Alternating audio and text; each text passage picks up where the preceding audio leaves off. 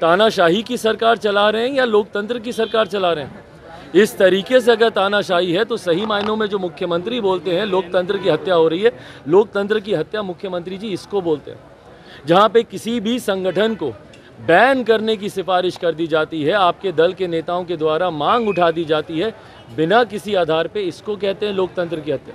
लोकतंत्र की हत्या 2017 में आपने की थी, जब जनादेश का अपमान करके आपने दूसरी वैकल्पिक सरकार बना ली थी, और 2015 के जनादेश का अपमान किया था। लोकतंत्र की हत्या आज आप कर रहे हैं।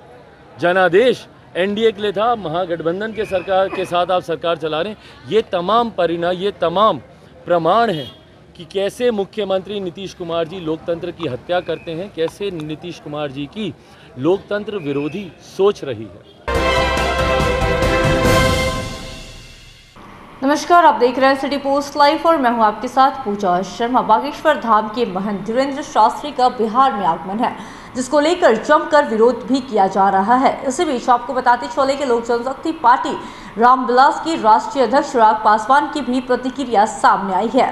नीतीश सरकार पर निशाना साधते हुए साफ तौर पर उन्होंने कह दिया कि हर किसी की आस्था अलग होती है, ये अलग विषय है। किसी की आस्था पर टिप्पणी करने वाले आप कौन होते हैं? ये सब चीज़ लोगों पर छोड़ देनी चाहिए। इसी के साथ साथ उन्होंने यह भी कहा कि मुझे ये समझ में नहीं आता है कि सरकार को ज्वलंत समस्याएं क्यों नहीं दिखती है।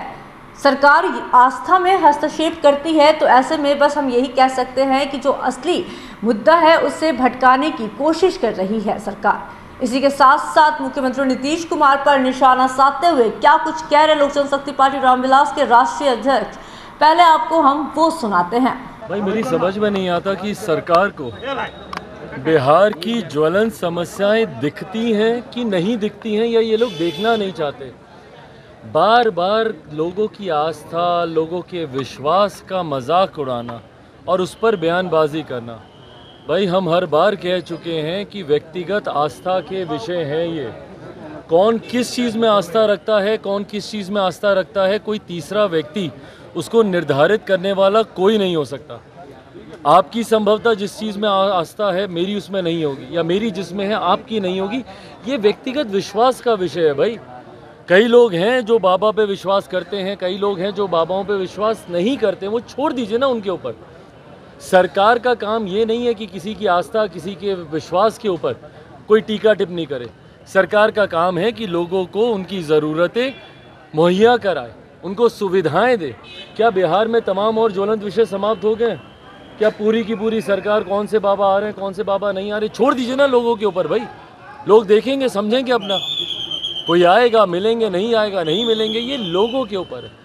पर जब सरकार जब इसमें हस्तक्षेप करने लगती है तो ये दर्शाता है, पूर्णतः ये दर्शाता है कि सरकार ज्वलंत विषयों से ध्यान भटकाने के लिए इस तरीके की बयानबाजी कर रही है, जो सरासर गलत है।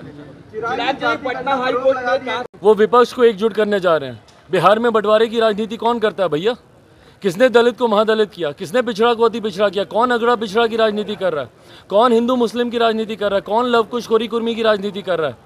कौन महिला पुरुष की राजनीति कर रहा है? बताइए। तो जो बिहार को एक नहीं रख पाए, जो बिहारियों को एक नहीं कर पाए, वो आज विपक्ष को एकजुट करने की बात कर रहे हैं। हास्यास्पद है भैया। और कैसे विपक्ष इनके नेतृत्व में एकजुट होगा? कौन सा मॉडल है इनके पास भैया विपक्ष को एकजुट करने का? कौन सी सोच है इनके पास विपक्ष को एकजुट करने की? और कभी गलती से कोई विपक्ष इनके साथ आ भी गया तो देश की जनता क्यों जाएगी इनके साथ? बिहार में कौन सा ऐसा मॉडल ये खड़ा किए हैं भाई? क्या बताएंगे देश की जनता के सामने जाके कि बिहार में एक दिन में इतनी हत्याएं हो रही हैं तो देश भर में हम इतनी हत्याएं करवाएंगे? या बिहार में इतना भ्रष्टाचार हो रहा है तो देश भर में हम लोग इतने लाखों करोड़ का भ्रष्टाचार कराएंगे? या बिहार में जहरीली शराब से इतनी मौतें हो रही हैं तो देश भर में शराबबंदी लागू करके हम लोग इतनी मौतें करवाएंगे? क्या मॉडल है इनके पास भाई?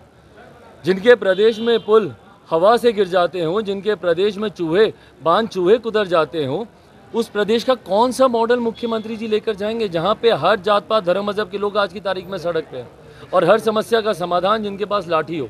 तो उनको देश अपना नेतृत्व क्यों स्वीकार करने देगा बताइए? कर्नाटका में बजरंग दल को बैन करने की बात कांग्रेस ने मैनिफेस्टो में डाली है और उसके बाद अब बिहार में जेडीयू के सांसद भी मांग कर रिट पिटीशन डाला है कि जल्दी सुनवाई हो। हाँ, रिट पिटीशन अब इनको डालने का याद आ रहा है ना कि जल्दी सुनवाई हो।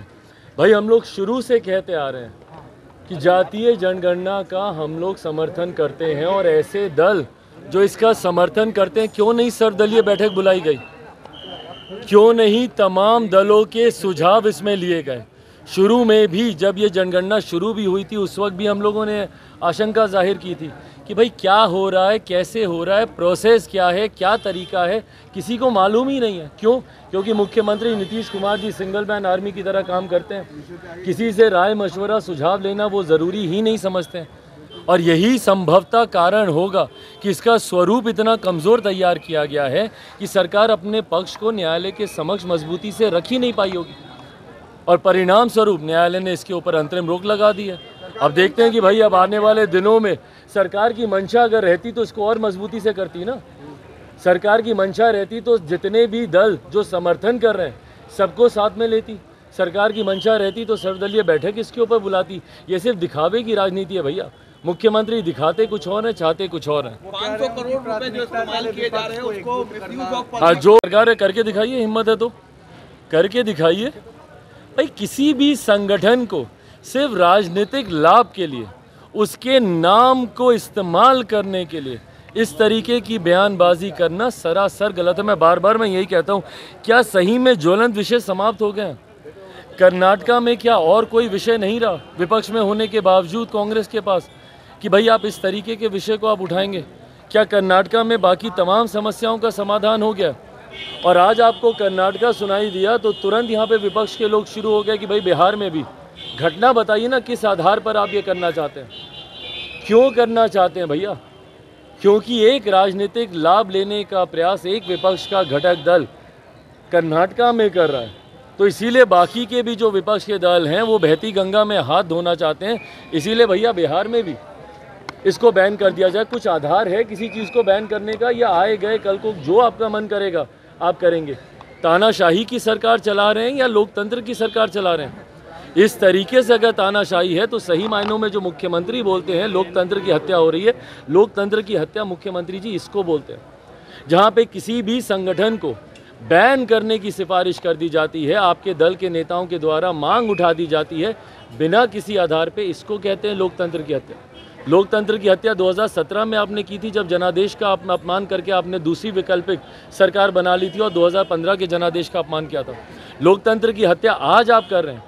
जनादेश एनडीए के लिए था, महागठबंधन के सरकार के साथ आप सरकार चला रहे हैं। ये तमाम परिणाम, ये तमाम प्रमाण हैं कि कैसे मुख्यमंत्री नीतीश कुमार जी लोकतंत्र की हत्या करते हैं, कैसे नीतीश कुमार जी की लोकतंत्र विरोधी सोच रही है। तो देखा किस तरह से चिराग पासवान मुख्यमंत्री नीतीश कुमार पर निशाना साध रहे थे और साफ तौर पे कह दिया कि जरूरी नहीं है कि आपका जिसमें आस्था हो मेरा भी उसी में आस्था हो। ये व्यक्तिगत विषय का बात है, इसमें हस्तक्षेप करने वाली बात ही नहीं है और बिहार सरकार इसमें हस्तक्षेप नहीं कर सकती है। इसी के साथ साथ उन्होंने साफ तौर पे कह दिया कि जो इस तरह से टिप्पणी करते हैं वो असल मुद्दों से भटकाने का कोशिश करते हैं। कोई ये उचित ही नहीं बनता है कि किसी के आस्था पर कोई टिप्पणी करे। इसी के साथ साथ चिराग पासवान ने यह भी कहा कि बिहार में अब जंगल राज का आगमन हो चुका है। नीतीश सरकार विपक्ष को एकजुट करने में तो लग गए हैं, लेकिन कौन सा मॉडल दिखाएंगे देश में?